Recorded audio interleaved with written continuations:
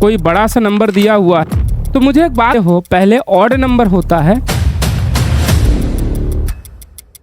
Hello बच्चों, कैसे हैं आप सब? आई होप आपकी प्रिपरेशन बहुत बढ़िया चल रही है। देखो हम लोग यूनिट मेजरमेंट के क्वेश्चन डिस्कस कर रहे हैं। क्वेश्चन के थ्रू ही जो भी कॉन्सेप्ट आ रहे हैं मैं कॉन्सेप्ट को डिस्कस करते हुए चल रहा हूँ। हमारा डायमेंशनल एनालिसिस वाला पार्ट कवर हो गया। एरर जो मेजरमेंट वाला पार्ट है, मेजरमेंट वाले पार्ट में हम लोग कर रहे हैं। अभी हम एरर भी कर रहे हैं, उसमें जो एक्सपेरिमेंटल वाला पार्ट है वर्नियर कैलिपर्स स्क्रू गॉज वाला, उसको भी हम लोग कर रहे हैं। ठीक है, तो चलो आज स्टार्ट करते हैं। हमारा जो आज का पहला क्वेश्चन है, क्वेश्चन कह रहा है कि if the length of pendulum in pendulum clock increased by 0.1% then error in time per days। देखो एक काम करते हैं, मुझे एक बात बताओ, मैं अगर टाइम लिखूंगा तो t is equal to 2 pi root में l बाई जी लिखूंगा। ठीक है, एक काम करो स्क्वायर कर लो, ये हो जाएगा 4 पाई स्क्वायर l बाई जी। देखो किसी तरीके से, जैसे यहाँ पर क्या हो रहा है कि हम लेंथ को इंक्रीज कर रहे हैं, तो जो लेंथ को इंक्रीज कर रहे हैं, कॉन्सेप्ट बता रहा हूँ कि इसमें करना क्या है। अगर लेंथ को इंक्रीज करने से जो टाइम है t, इसमें कितना इंक्रीमेंट या डिक्रीज होता है, उसको अगर हम निकाल लें तो हमारा क्वेश्चन है सॉल्व हो जाएगा। ठीक है, जरा समझते हो इसको करना कैसे। बहुत इजी क्वेश्चन है। देखो अब मुझे एक बात बताओ, कह रहा है लेंथ ही इंक्रीज कर रहे हैं, इसका मतलब क्या है? सिर्फ लेंथ जब आप इस इंक्रीज कर रहे हो, देखो 4 पाई स्क्वायर तो एक कांस्टेंट वैल्यू होगी, इसमें कोई एरर आएगा नहीं, और जी के बारे में कुछ नहीं कहा है तो इसको भी हम क्या मान लेंगे? कांस्टेंट मान लेंगे। बताओ इतनी बात समझ में आई? जरा परसेंटेज एरर का फॉर्मूला लिखो, इधर लिखोगे 2 times of delta t by t into 100 लिखोगे।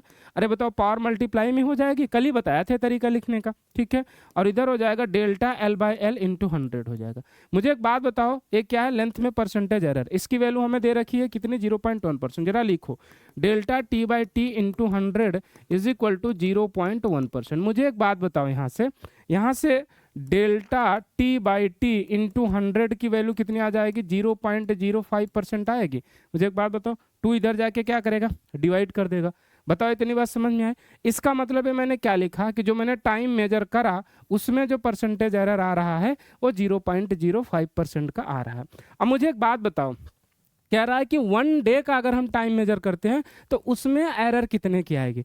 तो मुझे एक बात बताओ, अगर मैं 1 डे की बात करूं, वैसे तो आपको याद होगा 24 आवर होता है, और अगर मैं इसको सेकंड में ले जाऊं तो सेकंड में कितना होता है?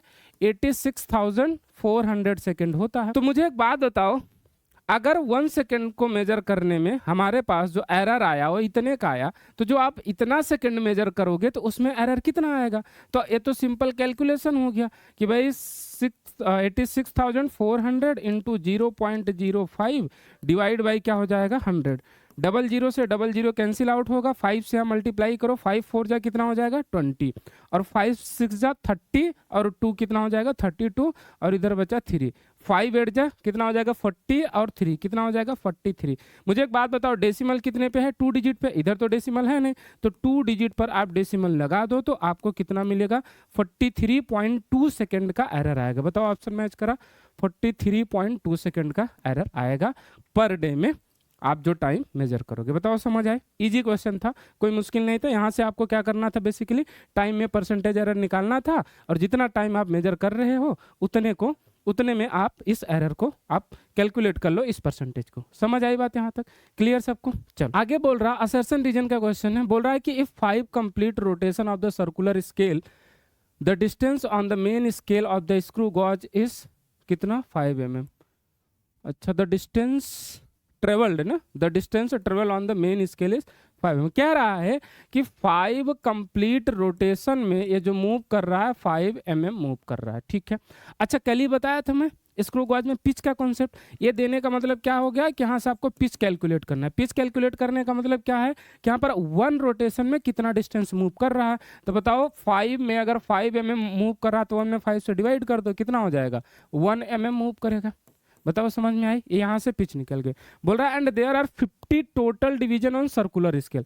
सर्कुलर स्केल पे डिवीजन TCSD दे दिया है आपको 50।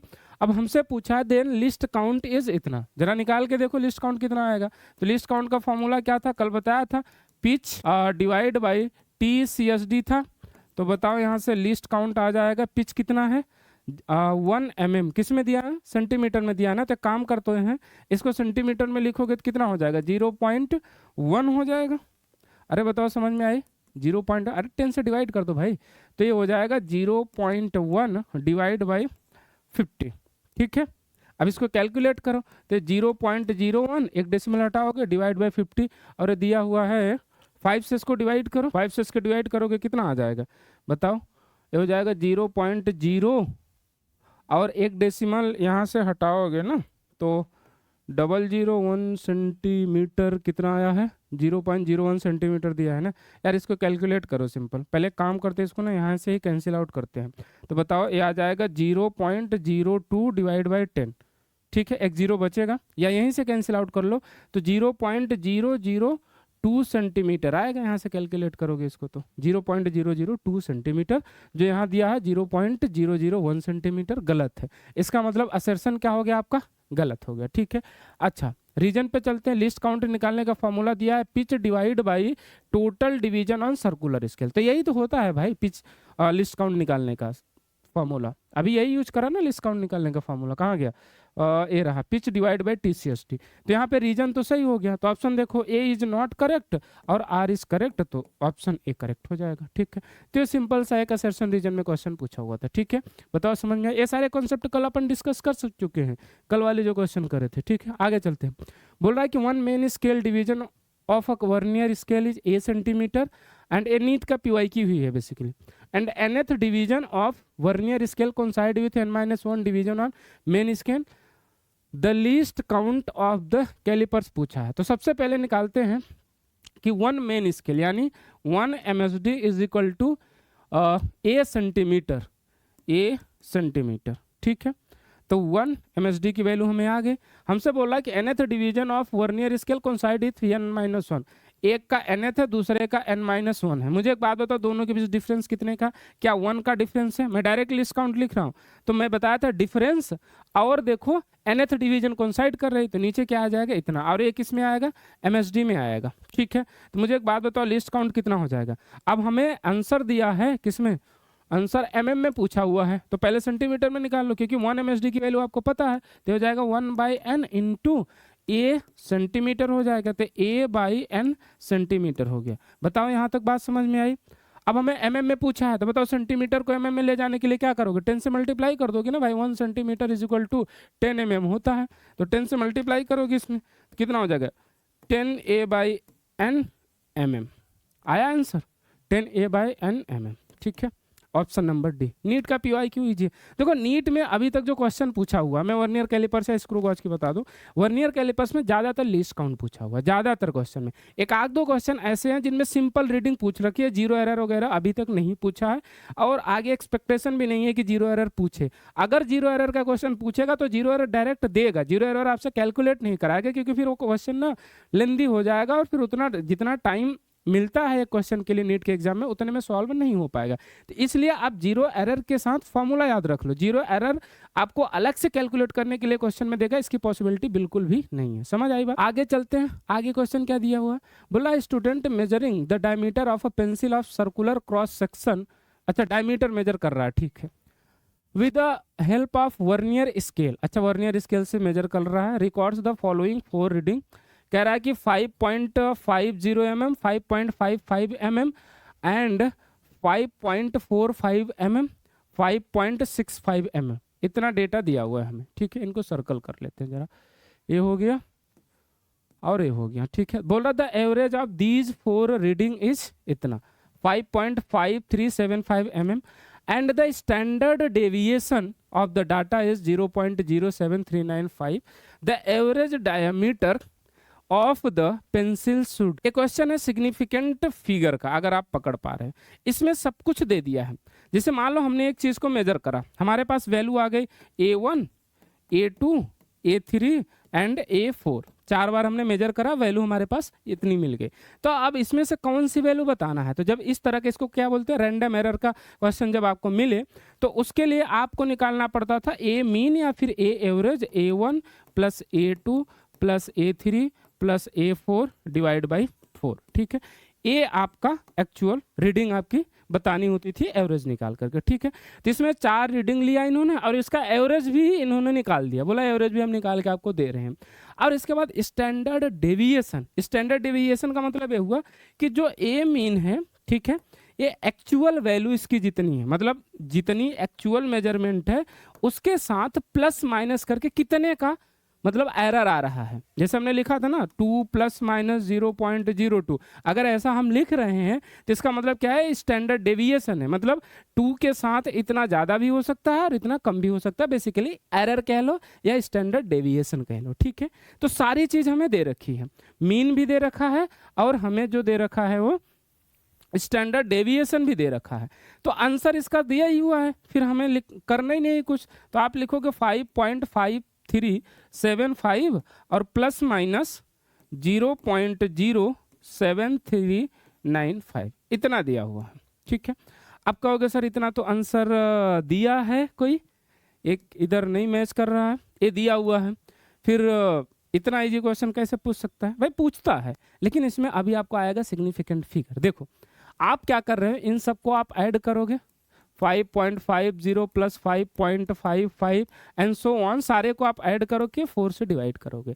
तो जब भी आप किसी क्वांटिटी को ऐड या सब्ट्रैक्ट करते हो तो सिग्निफिकेंट का रूल क्या कहता है कि, या फिर जो आप उसको कोई बड़ा सा नंबर दिया हुआ है तो जब हम उसको छोटा करते हैं ना, जब पीछे की डिजिट हटाते हैं जिसको राउंडिंग ऑफ कहते हैं।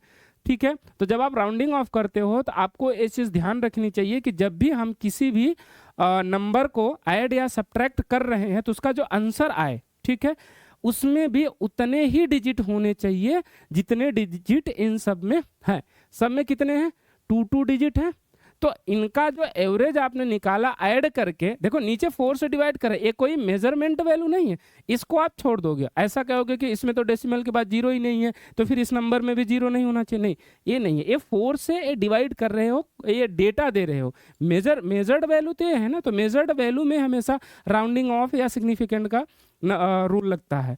तो देखो सबके बाद डेसिमल के बाद 2 डिजिट है, तो यहाँ भी डेसिमल के बाद 2 डिजिट होना चाहिए और यहाँ भी डेसिमल के बाद आपके पास 2 ही डिजिट होना चाहिए। ठीक है, तो इसको राउंड ऑफ करोगे, 5 हटाओगे और इधर ऑड नंबर है, तो जब 5 को आप हटाते हो पहले ऑड नंबर होता है तो क्या करते हैं उसमें 1 प्लस कर देते हैं, फिर 7 बन जाएगा 8 को हटाओगे तो ग्रेटर देन 5 है और ग्रेटर देन 5 है तो कितना हो जाएगा 4 हो जाएगा। 4 को हटाओ, अच्छा 4 को तो हटाना ही नहीं है तो 5.54 हो जाएगा। ठीक है, 5.54। अब प्लस माइनस वाले डेटा में चलो, वैसे तो आंसर आपको मिल गया डी, एक ही ऑप्शन दिया हुआ है। अब इधर वाले में चलो, 5 हटाओगे 9 क्या है? 9 है क्या? Odd number. जब 5 को हटाते हो पहले ऑड नंबर मिल जाए तो उसमें 1 ऐड कर देते हैं, तो 9 बन जाएगा 10 और 10 से एक इधर हट के आ जाएगा 4। 4 को आप हटाओगे तो एक कितना रहेगा? 7 ही रहेगा। क्यों? क्योंकि लेस देन 5 है तो 0.07, क्योंकि 2 ही डिजिट तक आपको रखना है, तो क्या हो जाएगा 0.07। आपका आंसर 5.54 प्लस माइनस 0.07 हो जाएगा। ये क्वेश्चन इजी था, इसमें आपको राउंडिंग ऑफ और सिग्निफिकेंट फिगर का रूल आपको ध्यान रखना चाहिए। राउंडिंग ऑफ का थोड़ा सा रूल मैं आपको बता देता हूं। जो डिजिट आप हटा रहे हो, सपोज x हटा रहे हो, ठीक है, सपोज x हटा रहे हो, ठीक है, अगर x ग्रेटर देन 5 है तो प्रीसीडिंग डिजिट में 1 ऐड कर दोगे। अगर x लेस देन 5 है तो प्रीसीडिंग डिजिट को जैसा है वैसे ही रहने दोगे, ना कुछ ऐड करोगे ना सब्ट्रैक्ट करोगे। अगर x इज इक्वल टू 5 है, मतलब x क्या है? जिस डिजिट को आप हटाना चाह रहे हैं, तो उस केस में आपको 2 रूल देखना है कि अगर ऑड है, ओडी लिख रहा हूं, अगर ऑड है तो क्या करोगे आप? प्रीसीडिंग डिजिट में 1 ऐड करोगे, ठीक है, और अगर इवन है तो आप क्या करोगे? फिर अनचेंज रखोगे, मतलब प्रीसीडिंग डिजिट को प्रीसीडिंग डिजिट ही रखोगे। ठीक है, इतना रूल आप याद कर लो, इतने में आपका क्वेश्चन बन जाएगा। ठीक है, वैसे इसमें एक रूल और आता है, जब वो डिटेल में पढ़ाया जाता है तो बताया जाता है, बट उसकी ज़रूरत नहीं है, इतने में आपका क्वेश्चन आराम से बन जाएगा। ठीक है, चलो जरा आगे चलते हैं। नेक्स्ट क्वेश्चन, नेक्स्ट क्वेश्चन हमारा क्या कह रहा है? बोल रहा the least count of the main scale of a screw gauge is 1 mm। Least count दे रखा है 1 mm, ठीक है। हमसे बोल रहा the minimum number of division on its circular scale, मतलब हमसे पूछा क्या? TCSD की वैल्यू पूछा हुआ है। Required to measure 5 micrometre diameter, 5 micrometre को मेजर करना है। मेजर किसको करना? मान लो x मान लेते हैं, 5 माइक्रोमीटर को मैं क्या लिख सकता हूँ? मैं लिख सकता हूँ इसको 5 × 10 के पावर -6 मीटर लिख सकते हैं। ठीक है, देखो या फिर आप इसको और कैसे लिख सकते हो, इसको मैं लिख सकता हूँ 0 पॉइंट, एक काम करते हैं ऐसे ही लिखते हैं, ठीक है। देखो जितनी छोटी डेसिमल के बाद जितने डिजिट तक आपको वैल्यू मेजर करनी है, लीस्ट काउंट उतना ही होना चाहिए। सपोज मान लो कि लीस्ट काउंट हमारे पास आ गया 0.01, ठीक है, और इसको मान लो सेंटीमीटर लिख देते हैं, ठीक है। तो अब जो आप वैल्यू मेजर कर पाओगे ना, वो मेजर करोगे जैसे 5.03 सेंटीमीटर, 5.44 सेंटीमीटर, 5.45 सेंटीमीटर, आप ऐसा मेजर कर सकते हो। मतलब क्या है कि अगर डेसिमल के बाद 2 डिजिट तक आपका लिस्ट काउंट जा रहा है, तो जो आप मेजरमेंट ले सकते हो, एक्चुअल मेजरमेंट इस इंस्ट्रूमेंट से, वो डेसिमल के बाद 2 ही डिजिट तक ले सकते हो, ठीक है। अब जैसे मान लो आपको मेजर करना हो 5.451, ये 3 डिजिट तक है डेसिमल के बाद, तो आप इस इंस्ट्रूमेंट से मेजर नहीं कर सकते जिसका लिस्ट काउंट 0.01 सेंटीमीटर है, ठीक है। इसको मेजर करने के लिए फिर आपको चाहिए 0.001, मतलब डेसिमल के बाद 3 डिजिट तक का आपको नंबर चाहिए, ठीक है। तो चलो यही कॉन्सेप्ट यहाँ पर अप्लाई करते हैं, ठीक है। चलो देखो, अगर मैं लिस्ट काउंट का फॉर्मूला लिखूं तो लिस्ट काउंट का फॉर्मूला हमारे पास क्या होता है, पिच डिवाइड बाय TCSD होती है, पिच डिवाइड बाय TCSD, ठीक है। अच्छा, पिच वगैरह हमें नहीं दिया है, हमें 1 mm मेजर करना है, ठीक है। अच्छा, नहीं मेजर कितना करना है, लीस्ट काउंट दिया, पिच हमें नहीं दिया है, और मेजरमेंट हमें लेना है इतने का, ठीक है। मुझे एक बात बताओ, अगर मैं लिखूंगा इधर नीचे pitch divide by TCSD, T और CSD, ठीक है, ये लिखूंगा। मुझे एक बात बताओ, इसको अगर मैं मीटर में लिख दूं तो कितना हो जाएगा, 1 × 10⁻³ मीटर हो जाएगा, ठीक है। जरा देखो 1 × 10⁻³ मीटर हो गया ना। तो मैं अगर इसको मेजर करना चाहूं तो मैं इसको लिख सकता हूं, देखो 1 × 10⁻³ इज इक्वल टू, एक काम करते हैं इधर 1 मान लेते हैं, और यहाँ हो जाएगा 5 × 10⁻⁶, 5 × 10⁻⁶ हो जाएगा। अगर मैं इसको देखूं, या फिर एक काम करो ना, आप ऐसे ही कैलकुलेट करो इसको, देखो ये कितना है। अगर इसको मैं पॉइंट में लिखना चाहूं तो मैं लिख सकता हूं 0.00005, -6 है तो 6 डिजिट होना चाहिए, 1 2 3 4 5 6, ठीक है। अब जरा इसको देखो तो ये कितना है, 0.001 हो जाएगा, 3 डिजिट तक आएगा। अब मुझे एक बात बताओ, हमें चाहिए 6 डिजिट तक, और आपके पास अभी आ कितना रहा है, 3 डिजिट तक। तो अगर मैं यहाँ से 3 डिजिट हटाऊं, ठीक है, क्योंकि 3 डिजिट का तो आपको मिल गया है ना यहाँ पर, तो ये आपके पास बन जाएगा 0.005, और इसी को 1 डिवाइड बाई 0.005 आप करोगे तो कितना हो जाएगा, 1000 डिवाइड बाई 5, इसको कैंसिल आउट करोगे तो कितना आ जाएगा, 200। तो कितना डिवीजन चाहिए आपके पास, 200 डिवीजन चाहिए इस चीज को मेजर करने के लिए, ठीक है। तो ये क्वेश्चन है तो जेई का, नीट में पूछ सकता है ऐसा, आपको दे देगा कि हमें मेजर करना है सपोज 3 मिलीमीटर की डिस्टेंस मेजर करना है, उसमें आपको कुछ लिस्ट काउंट दे देगा, ठीक है, और उसको फिर आपसे कैलकुलेट करवाएगा, ठीक है। तो इसको करने के लिए सबसे पहले आपको करना क्या है, आप देख लो कि कितने डिजिट तक हम जा रहे हैं, उतना डिजिट आप हटा दो, इतना मैंने हटा दिया।